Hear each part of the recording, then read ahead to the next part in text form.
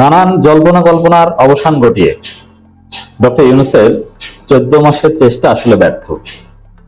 মানে আলোচনার টেবিলে আর কোনো সমাধান হলো না, সমাধান এখন রাজপথে।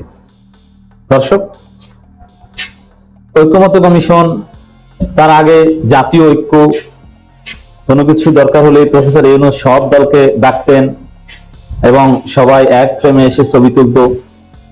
আপনারা অনেক চেষ্টা দেখেছেন প্রফেসর ইউনূসের, কিন্তু না, আসলে চূড়ান্ত ভাবে কোনো ঐক্য হয়নি। এতদিন যা দেখেছেন, ঠিক আছে, এটা ওয়ান কাইন্ড অফ ঐক্য, কিন্তু কার্যকর ঐক্য, যেটা সংস্কারের ক্ষেত্রে প্রয়োজন ছিল, যেটা জুলাই সনদের ক্ষেত্রে প্রয়োজন ছিল, এটা আসলে হয়নি। বিশেষ করে জুলাই সনদের কিছু বিষয়ে নোট অফ ডিসেন্ট প্রশ্নে, গণভোট কখন হবে এই প্রশ্নে আসলে সবকিছু আটকে আছে। তো দর্শক, এই জায়গায় জামায়াত ইসলামী সর্বশেষ রাজপথে যে কর্মসূচি পালন করেছে, সেখান থেকে স্পষ্ট করেছে যে আসলে আলোচনার টেবিলে কোনো সমাধান হয়নি, কিংবা জামাত আর আশাও রাখে না। জামাত সামনে রাজপথে অবরোধের মতো কর্মসূচিও দিতে পারে, এই হুঁশিয়ারিও দিয়েছে। এমনকি উপদেষ্টাদের ব্ল্যাকমেইলিং টাইপের, মানে তাদের গোপন কি আছে যেটা হয়তো বা গোয়েন্দা সংস্থার কাছ থেকে পেয়েছে, সেটা দিয়ে কিন্তু দাবি আদায় করে নেওয়া হবে। মানে এই কাটা লাইনে গেছে জামাত। কাটা লাইন বুঝেন? স্বাভাবিক লাইন না। স্বাভাবিক লাইন ছিল ঐক্যমত্য কমিশনের আলাপ আলোচনা।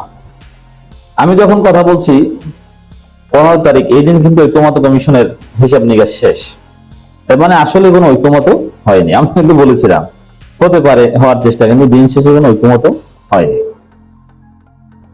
তো জামায়াত নেতাদের ভাষ্য থেকে স্পষ্ট যে আসলে চূড়ান্ত সমাধান রাজপথে। এটা জামায়াতের জন্য অ্যাডভান্টেজ, বিএনপির জন্য একটা ডিসঅ্যাডভান্টেজ।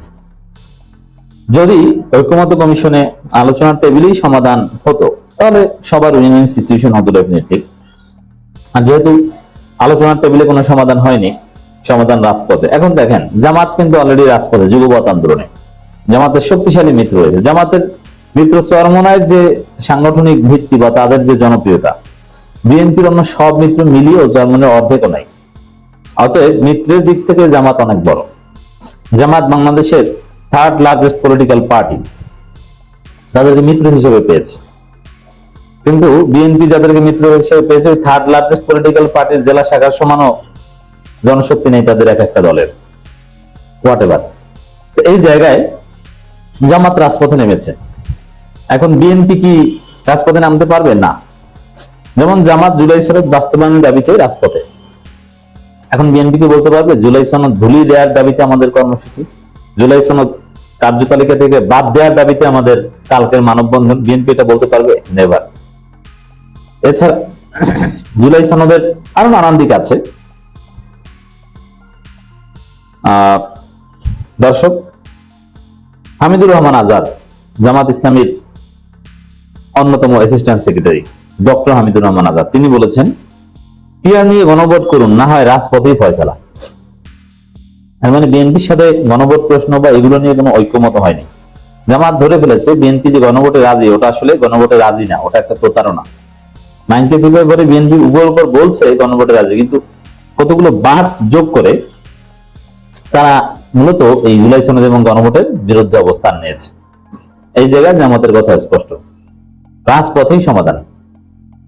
জামাত সামনে অবরোধের মতো কর্মসূচি দিবে। অবরোধ বলতে ঝটিকা অবরোধ না, শাহবাগ অবরোধ কিংবা যমুনার সামনে অবরোধ, ঢাকা অবরোধ, যার ফলে এবং সরকার গণভোট, এটা তো যৌক্তিক।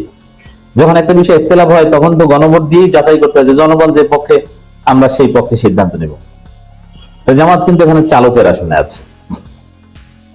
ডাক্তার তাহেরের বক্তব্য, ডক্টর হামিদুর রহমান আজাদের বক্তব্য, নুরুল ইসলাম বুলবুলদের বক্তব্য, রেজাউল করিমদের বক্তব্য থেকে স্পষ্ট যে আসলে আলোচনার টেবিলের কোনো চূড়ান্ত সমাধানই হয়নি, মৌলিক জায়গাটা আটকে আছে।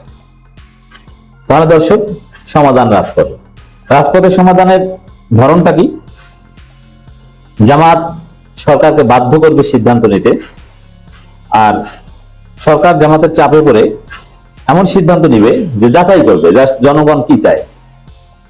বিভিন্ন জরিপ করুক, যেমন গণভোট কখন হওয়া উচিত এটার উপর জরিপ করুক। আমি বলছি না যে গণভোট কখন হওয়া উচিত এটার উপর আবার গণভোট হোক, না, জরিপ করুক যে মানুষ কি চায়। বিএনপি একা আর যুক্তি পর্যালোচনা করুক যে কোন পক্ষে যুক্তি বেশি। সব বিবেচনায় জামায়াতের যে দাবি সেটার পক্ষেই জোরালো মতামত দেখা যাবে। দর্শক, আগামী জাতীয় নির্বাচনের আগে পিআর পদ্ধতি বাস্তবায়নের বিষয়ে আমি আবারও বলছি, পিআর পদ্ধতিতে হয়তোবা জামাত ছাড় দিবে, কিন্তু জুলাই সনদ বাস্তবায়ন এবং সেটা গণভোটের মাধ্যমে এই বিষয়ে জামাত কোনো ছাড় দিবে না। জামাতের 5 দফা দাবি একটা দফা ছাড় দিবে ডেফিনেটলি, আমি জানি পিআর, কিন্তু বাকিগুলো ছাড় দিবে না। পিআর পদ্ধতি বাস্তবায়নের বিষয়ে জনগণের মতামত জানতে গণভোট আয়োজনের আহ্বান জানিয়েছে। এখন জনগণের মতামত জানতেও যাদের ভয়, তারা কিসের গণতন্ত্রে বিশ্বাস করে? তো জামাতের মূল ভরসাই তো জনগণের উপর, এটাই তো মানতে হবে, এটা মানতে বাধ্য, এটাই গণতান্ত্রিক চেতনা। জনগণের উপর ছেড়ে দিতে চায় জামাত, আর আপনার জনগণের উপর ছেড়ে দিতে চান না, এর মানে আপনাদের মধ্যে ভেজাল, জনগণ আপনাদের সাথে নাই। গণভোট আয়োজনের আহ্বান জানিয়েছেন বাংলাদেশ জামাত ইসলামের সহকারী secretary general doctor HM. Hamidur Rahman Azad. অন্যথায় এই দাবি আদায় আন্দোলন হুঁশিয়ারি দিয়েছেন। আমাদের সব নেতারা এখন হুঁশিয়ারি দিচ্ছে এবং এই হুঁশিয়ারি বাস্তবায়নের সক্ষমতা তাদের আছে, আর সরকারের দুর্বল পয়েন্ট তো অলরেডি জামাত নিয়ে নিয়েছে। হামিদুর রহমান আজাদ বলেন, বাংলাদেশের রাজনৈতিক ইতিহাসে প্রতিবারের নির্বাচনের পরেই প্রশ্ন থেকে যায়, জনগণের মতামত সঠিকভাবে প্রতিফলিত হয় না। বর্তমান সংখ্যাগরিষ্ঠ ভিত্তিক নির্বাচনী ব্যবস্থা জনগণের একটি বৃহৎ অংশকে প্রতিনিধিত্বহীন করে রেখেছে। এই অবস্থা থেকে উত্তরণের একমাত্র পথ পিআর পদ্ধতি গ্রহণ করা। হামিদুর রহমান আজাদ বলেন, আমরা পরিষ্কার বলতে চাই, দেশের জনগণ আর এই বৈষম্যমূলক নির্বাচন পদ্ধতি মেনে নেবে না। পিআর পদ্ধতি এখন সময়ের দাবি, জনগণের দাবি এবং গণতন্ত্র রক্ষার দাবি। সরকারের প্রতি আহ্বান জানাচ্ছি, জনগণের রায়ের প্রতি শ্রদ্ধা জানিয়ে অবিলম্বে পিআর পদ্ধতি বাস্তবায়নের উদ্যোগ নিন। এই সঙ্গে আগামী জাতীয় নির্বাচনের আগে পিআর পদ্ধতি বাস্তবায়নের বিষয়ে জনগণের মতামত জানতে গণভোট আয়োজন করুন। অন্যথায় এই দাবি আদায়ের জন্য জনগণকে সঙ্গে নিয়ে রাজপথে আমরা এর চূড়ান্ত সমাধান করব ইনশাআল্লাহ। এই বক্তব্যের পর আপনারা স্পষ্ট হলেন যে আসলে ডক্টর ইউনূসের ঐক্যমত করার যে চেষ্টা, আলোচনার টেবিলে যে চেষ্টা, এগুলো সব ব্যর্থ, সমাধান এখন রাজপথে। এটা দিবালোক